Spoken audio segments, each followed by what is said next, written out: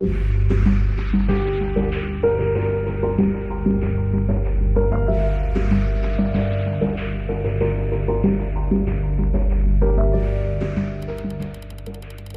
1528 अयोध्या में एक ऐसे स्थल पर मस्जिद का निर्माण किया गया जिसे कुछ हिंदू अपने आराध्य देवता राम का जन्म स्थान मानते थे। समझा जाता है कि मुगल सम्राट बाबर ने यह मस्जिद बनवाई थी, जिस कारण इसे बाबरी मस्जिद के नाम से जाना जाता था। 1855 यहाँ एक हिंदू मुस्लिम दंगा हुआ, जिसके कारण मस्जिद के सामने एक बाहरी घेरा बना दिया गया। इस कार्रवाई ने हिंदुओं को आंतरिक आंगन तक पहुंचने से रोक दिया, जिससे उन्हें बाहरी आंगन में एक मंच पर प्रसाद चढ़ाने के लिए प्रेरित किया गया। साल 1856-57 इस दौरान हनुमानगढ़ी और बाबरी मस्जिद के आसपास एक सांप्रदायिक दंगा हुआ। ऐतिहासिक वृतांत बताते हैं कि घटना से पहले मुसलमानों और हिंदुओं दोनों की पहुंच पूजा के लिए मस्जिद क्षेत्र तक थी। दंगा औपनिवेशिक सरकार को सत्ता हस्तांतरण के साथ हुआ, जिसके परिणाम स्वरूप मस्जिद के बाहर एक ईंट की दीवार की रेलिंग स्थापित की गई।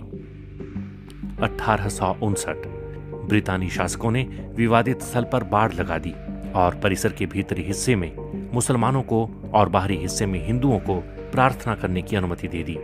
1885 महंत रघुवर दास ने राम जन्मस्थान के महंत होने का दावा करते हुए एक मुकदमा दायर किया, जिसे 1885 का मुकदमा के रूप से जाना जाता है। उन्होंने बाहरी प्रांगण में राम चबूतरा पर मंदिर बनाने के लिए अनुमति मांगी। 1934 में एक सांप्रदायिक घटना घटी, जिससे मस्जिद को नुकसान पहुंचा। हालांकि इसे बाद में बहाल कर दिया गया। दस्तावेजों से पता चलता है कि औपनिवेशिक प्रशासन ने मस्जिद की मरम्मत और नवीनीकरण को मंजूरी दे दी। साथ ही घटना के दौरान मस्जिद को हुए नुकसान के लिए हिंदुओं पर जुर्माना लगाया गया। 1949 मस्जिद में भगवान राम की मूर्तियां मिली। कथित तौर पर कुछ हिंदुओं ने ये मूर्तियां वहां रख दी थीं। सरकार साइट को विवादित क्षेत्र घोषित करती है और प्रवेश द्वार पर ताला लगा देती है।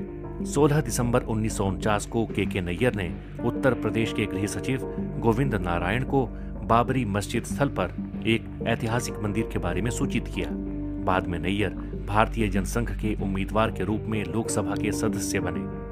1984 कुछ हिंदुओं ने विश्व हिंदू परिषद के नेतृत्व में भगवान राम के जन्मस्थल को मुक्त करने और वहां राम मंदिर का निर्माण करने के लिए एक समिति का गठन किया। बाद में इस अभियान का नेतृत्व भारतीय जनता पार्टी के लालकृष्ण आडवाणी ने संभाल लिया। पहली रथ यात्रा साल 1984 में बिहार के सीतामढ़ी से शुरू हुई और अक्टूबर में अयोध्या पहुंची।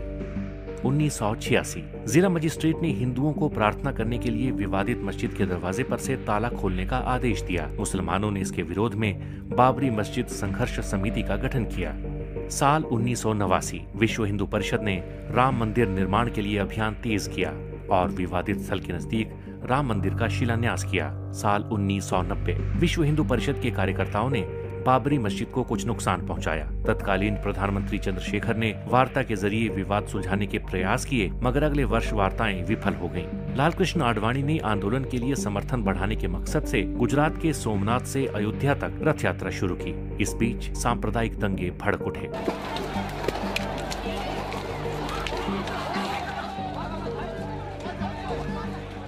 1992 विश्व हिंदू परिषद, शिवसेना और भारतीय जनता पार्टी के कार्यकर्ताओं ने 6 दिसंबर को बाबरी मस्जिद को ध्वस्त कर दिया। इसके परिणाम स्वरूप देश भर में हिंदू और मुसलमानों के बीच सांप्रदायिक दंगे भड़क उठे। दंगों में 2000 से ज्यादा लोग मारे गए।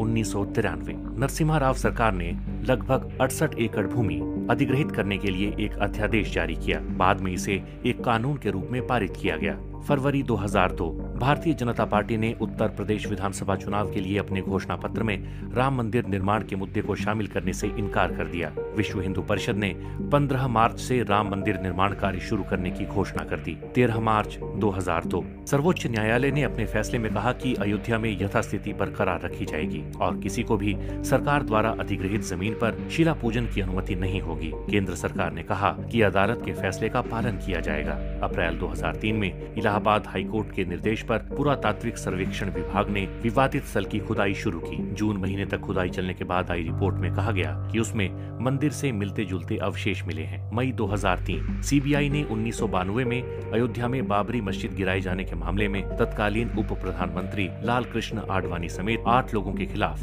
पूरक आरोप पत्र दाखिल किए। अगस्त 2003 भाजपा नेता और प्रधानमंत्री अटल बिहारी वाजपेयी और उप प्रधानमंत्री लाल कृष्ण आडवाणी ने राम मंदिर निर्माण के लिए एक विशेष विधेयक लाने के वीएचपी के अनुरोध को अस्वीकार कर दिया। अप्रैल 2004 आडवाणी ने अयोध्या में अस्थायी राम मंदिर में पूजा की और कहा कि मंदिर का निर्माण जरूर किया जाएगा। 28 जुलाई 2005 लाल कृष्ण आडवाणी बाबरी मस्जिद विध्वंस मामले में रायबरेली की एक अदालत में पेश हुए। अदालत ने लाल कृष्ण आडवाणी के खिलाफ आरोप तय किए। 20 अप्रैल 2006 कांग्रेस के नेतृत्व वाली यूपीए सरकार ने लिब्राहान आयोग के सामने लिखित बयान में आरोप लगाया कि बाबरी मस्जिद को ढहाया जाना सुनियोजित षड्यंत्र का हिस्सा था और इसमें भाजपा, राष्ट्रीय स्वयंसेवक संघ, बजरंग दल और शिवसेना की मिलीभगत थी। 24 नवंबर 2009 लिब्राहान आयोग की रिपोर्ट संसद के दोनों सदनों में पेश हुई। आयोग ने अटल बिहारी वाजपेयी और मीडिया को दोषी ठहराया और नरसिम्हा राव को क्लीन चिट दे दी। 30 सितंबर 2010 इलाहाबाद उच्च न्यायालय की लखनऊ बेंच ने अयोध्या में विवादित भूमि को 3 हिस्सों में बांट दिया। सुन्नी वक्फ बोर्ड,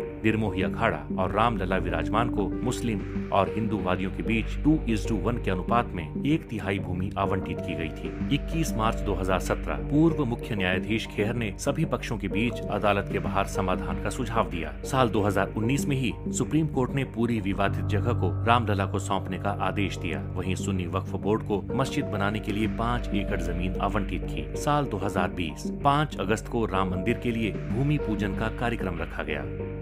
22 जनवरी 2024 नए राम मंदिर का अयोध्या में उद्घाटन होगा।